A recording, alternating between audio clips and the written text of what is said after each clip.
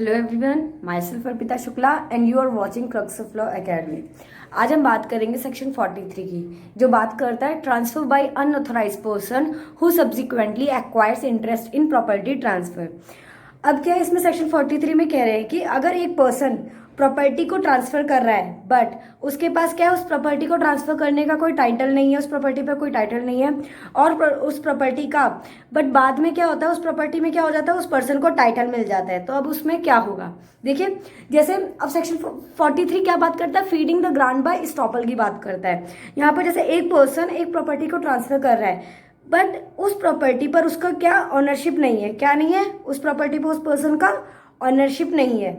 अब जिस प्रॉपर्टी को ट्रांसफर कर रहा है वो ट्रांसफरी को यहाँ पर क्या करता है, मिसलीड कर रहा है कि भाई ये प्रॉपर्टी जो मैं ट्रांसफर कर रहा हूँ वो किसकी है, वो प्रॉपर्टी मेरी है, इस पर मेरा क्या है, ऑनरशिप है। इस केस में क्वेश्चन अराइज होता है कि जो ट्रांसफर हो रहा है, जो ट्रांसफर क्या हो रहा है वो क्या होगा, वैलिड होगा या नहीं होगा, और जो ट्रांसफरी है उसके क्या राइट होंगे, जो उस ट्रांसफर की बात को मानकर उस पर भरोसा करके ट्रांसफर की बात को मान के कि भाई वो ऑनर है उस प्रॉपर्टी का, उसके पास प्रॉपर्टी का टाइटल है और वो क्या कर रहा है, वो पैसे भी दे रहा है उस प्रॉपर्टी को खरीदने के लिए, क्या कर रहा है, कंसिडरेशन में खरीद रहा है। तो यहाँ पर क्या होगा, यहाँ पर ट्रांसफरी के राइट्स क्या क्या होंगे, ठीक है। तो हम क्या देखेंगे, सेक्शन 43 बात करेगा जहाँ पर ये बात आएगी कि भाई ट्रांसफर के पास राइट नहीं था, ऑनरशिप नहीं थी, फिर भी वो प्रॉपर्टी को ट्रांसफर कर रहा है, मिसलीड कर रहा है ट्रांसफरी को कि भाई यह प्रॉपर्टी मेरी है, मैं इसका ऑनर हूँ, लेकिन उस पर क्या उसका ऑनरशिप नहीं है। और ट्रांसफरी क्या कर रहा है, ट्रांसफरी उसकी बात पर बिलीव कर रहा है भाई, और ऐसा श्योर है कि भाई वो उसकी प्रॉपर्टी है। तो यहाँ पर क्या हो रहा है, अब उसके क्या होंगे राइट, क्या क्या हुए ट्रांसफरी के, और यहाँ पर जो ट्रांसफर होगा वैलिड होगा या नहीं होगा। तो हम देखेंगे सेक्शन 43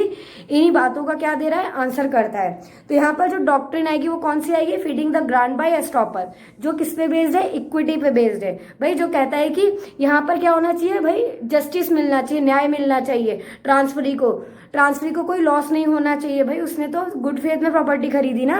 अब क्या ट्रांसफर, जिसकी वजह से ट्रांसफरी को क्या नहीं होना चाहिए, लॉस नहीं होना चाहिए ट्रांसफर के झूठ की वजह से, ठीक है। अब जैसे एक एग्जांपल लेते हैं,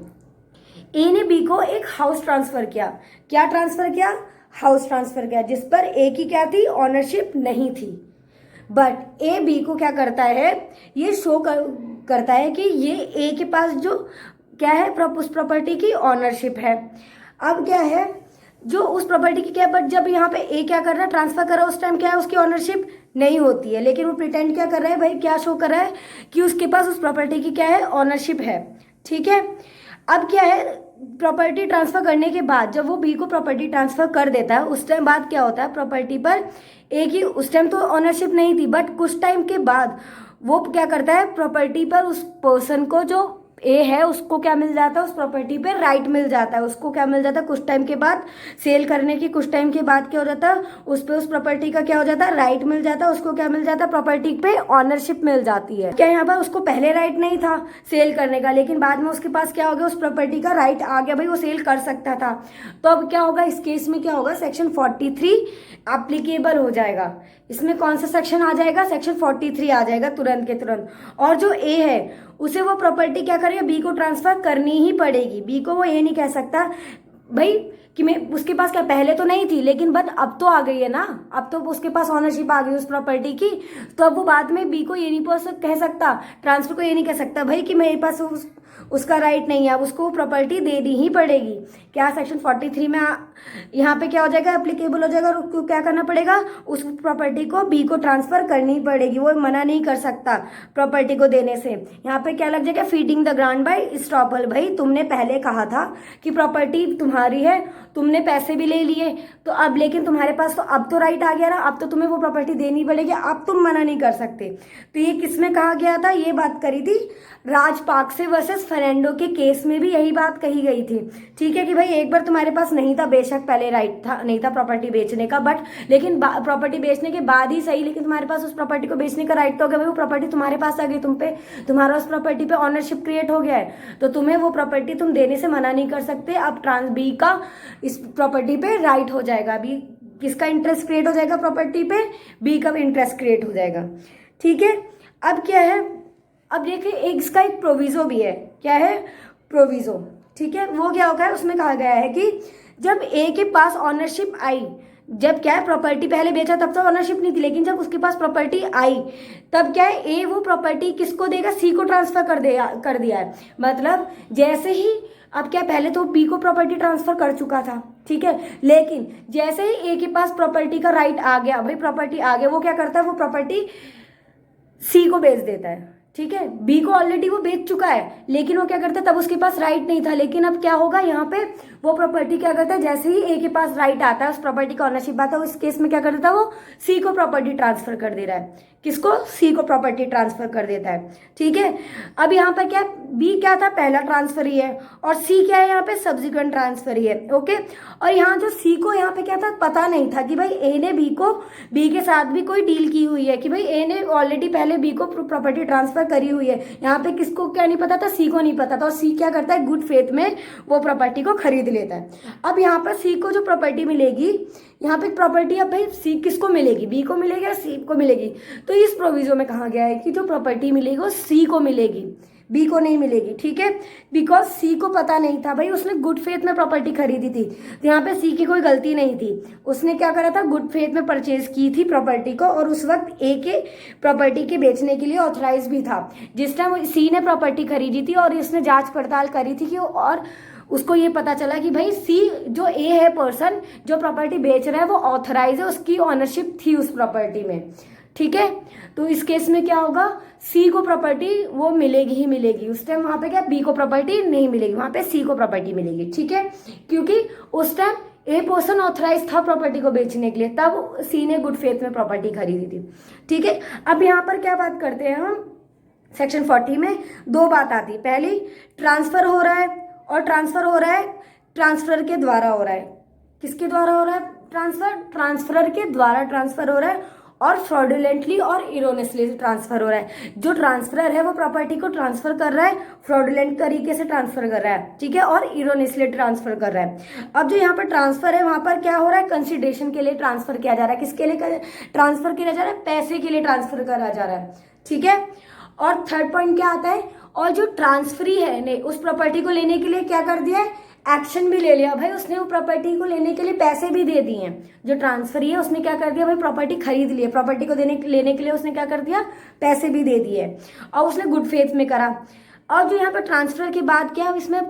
फोर्थ पॉइंट क्या आता है, जो ट्रांसफरर है उसको पहले ऑनरशिप नहीं थी, लेकिन बाद में क्या होगी, बाद में ऑनरशिप आ गया, बाद में टाइटल मिल गया, तो उस प्रॉपर्टी का बाद में क्या हो गया, ऑनरशिप मिलती जरूरी है। यहाँ पे क्या होगी, बाद में ऑनरशिप मिलनी जरूरी है, otherwise section 43 will not be applicable on that question, ठीक है। क्या है, सेक्शन 43 में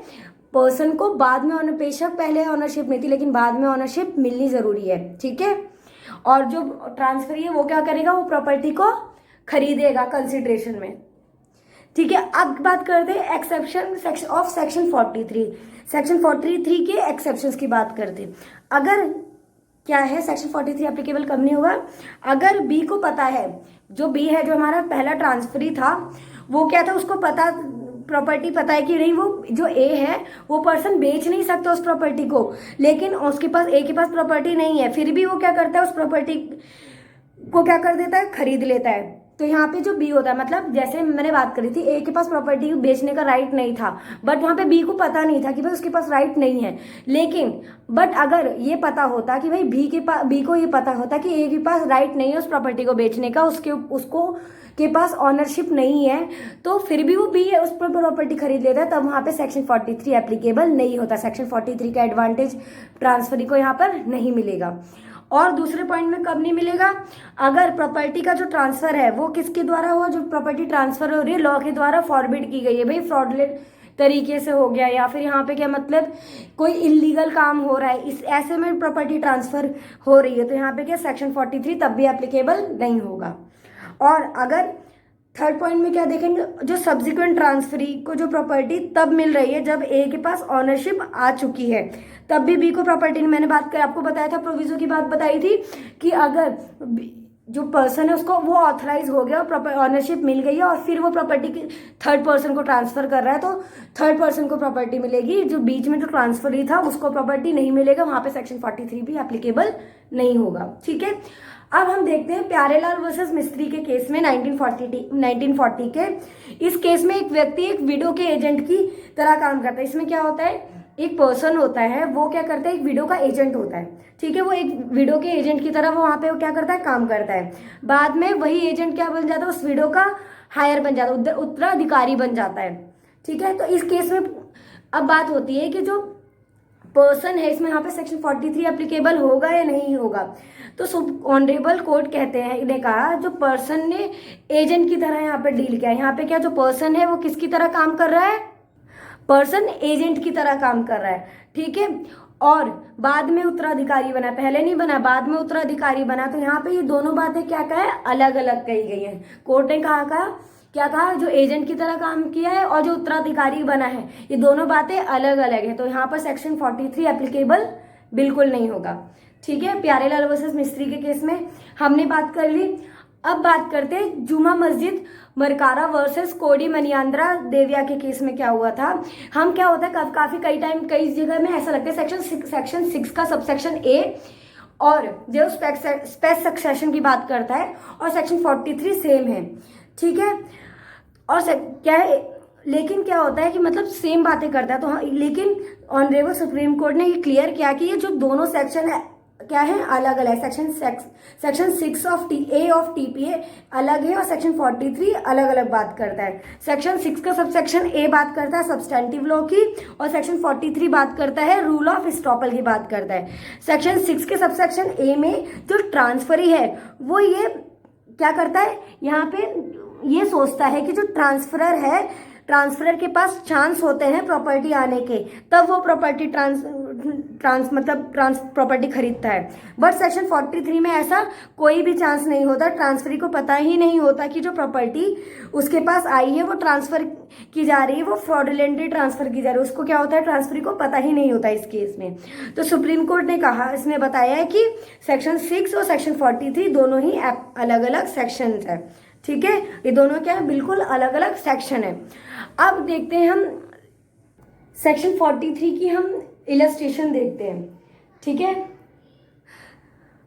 इसमें कहा है एक हिंदू है जो सेपरेट होता है अपने फादर बी से, ठीक है, अलग हो जाता है और क्या करता है, जो ए है वो 3 फील्ड, ए सेल्स टू सी को क्या करता है, ए 3 फील्ड बेच देता है, एक्स वाई और जेड, और ये रिप्रेजेंट करता है कि जो ए है वो ऑथराइज है उस प्रॉपर्टी, तीनों प्रॉपर्टी को ट्रांसफर करने के लिए, ठीक है। ए बी सी किसकी प्रॉपर्टी है, ए की प्रॉपर्टी है और ए उस प्रॉपर्टी को बेच सकता है, सी को ये प्रिटेंड करता है। और उसमें से क्या होता है, जो एक्स और वाई है वो किसकी प्रॉपर्टी है, वो ए की है, बट जो जेड होती है वो ए की प्रॉपर्टी नहीं होती, लेकिन फिर भी क्या करता है, वो सी को प्रिटेंड करता है कि वो प्रॉपर्टी मेरी है, तो वहां पे क्या करता है, वो प्रॉपर्टी उसको बेच देता है सी को, जेड वाली प्रॉपर्टी भी। बट एक्चुअल में जेड की जो प्रॉपर्टी होती है वो किसके पास नहीं होती है, जेड प्रॉपर्टी जो होती है वो ए के पास नहीं होता है, ए उसका ऑनरशिप, उस ए के पास ऑनरशिप नहीं होती, वो किसके पास होती है, ए के फादर के पास होती है, और ए अपने फादर से पहले ही अलग हो चुका है, ठीक है। तो उसके पास कितनी प्रॉपर्टी होती है, बस एक्स और वाई 2 प्रॉपर्टी होती है। लेकिन प्रॉपर्टी बेचने के बाद उसमें क्या होता है, उसका फादर क्या मर जाता है, फादर का जो बी होता है वो क्या हो जाता है, उसकी डेथ हो जाती है, और डेथ के बाद जो प्रॉपर्टी होती है जेड की, जो बी की डेथ के बाद जो प्रॉपर्टी होती है जेड प्रॉपर्टी, वो मिल जाती है ए को हायर के तौर पे, ए उसका हायर बन जाता है। तो अब उसमें क्या होता है, ए बाद में ये नहीं कह सकता भाई कि ये प्रॉपर्टी जिस टाइम मैंने बेची थी वो प्रॉपर्टी मेरी थी नहीं, तो मैं वो प्रॉपर्टी तुम्हें नहीं दूंगा। तो यहाँ पे क्या ट्रांसफर ये feeding the grant bye estoppel लग जाएगा। ए को वो जो प्रॉपर्टी है जेड वो डिलीवर करनी ही पड़ेगी बी सी को, मतलब वो सी ये नहीं कह सकता, बी ए ये नहीं कह सकता कि भाई ये प्रॉपर्टी जब मैंने तुम्हें बेची थी तब मेरी नहीं थी, क्योंकि सी ने वहां पे पहले ही पैसे दे दिए, उसने तीनों ही प्रॉपर्टी खरीदी थी। तो जैसी ऑनरशिप आती है ए के पास, वो तुरंत के तुरंत उसे वो प्रॉपर्टी जेड को, जो जेड प्रॉपर्टी है वो उसको सी को डिलीवर करनी ही पड़ेगी। सेम केस था उमातुल वर्सेस मंगल सिंह लखबीर सिंह के केस में। इसमें क्या होता है, जो एक मुस्लिम होता है वो एक और लेडी से बोलता है कि भाई उसके पास एक्चुअल में प्रॉपर्टी नहीं होती, वो बोलता है कि ये प्रॉपर्टी सारी मेरी है, मेरे पास बहुत सारी प्रॉपर्टी है, लेकिन वो क्या बोलता है, मेरे फादर के पास बहुत सारी प्रॉपर्टी है जो मेरी ही प्रॉपर्टी है, ठीक है, बट एक्चुअल में क्या वो प्रॉपर्टी उसको नहीं मिलती, बट उसके फादर के मरते ही कुछ टाइम बाद क्या हो जाती है, वो प्रॉपर्टी उस पर्सन को मिल जाती है। तो वहां पे जो उसकी वाइफ होती है वो ये कह सकती है भाई ये प्रॉपर्टी तुम्हें मुझे देनी पड़ेगी। बाद में वो ये नहीं बोल सकता कि भाई जब मैंने तुमसे शादी करी थी तब वो प्रॉपर्टी में मेरा कोई राइट नहीं था, लेकिन वो प्रॉपर्टी क्या कहता है, वो जो पर्सन होता है वो पहले ही बोलता है कि भाई वो प्रॉपर्टी मेरी है इसलिए उसने उससे शादी करी थी। तो वहां पे क्या होगा, उसको वो प्रॉपर्टी को डिलीवर करना ही पड़ेगा। ठीक है, आई होप आपको सेक्शन 43 समझ में आ गया होगा। सो प्लीज अगर आपको हमारी वीडियो अच्छी लगी है तो please like and subscribe our channel. Thank you so much.